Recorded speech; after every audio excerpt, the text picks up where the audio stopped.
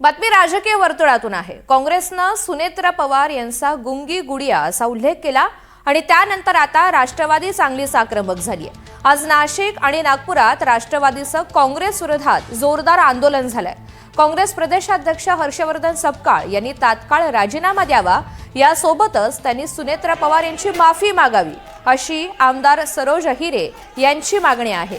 दुसरीकडे सपकाळ साहेबांनी कोणतीही चुकीची पोस्ट केलेली नव्हती, नापास विद्यार्थ्याला पास कसं म्हणायचं अशी प्रतिक्रिया नाशिकचे काँग्रेस शहर अध्यक्ष बबलू खैरे यांनी व्यक्त केली आहे।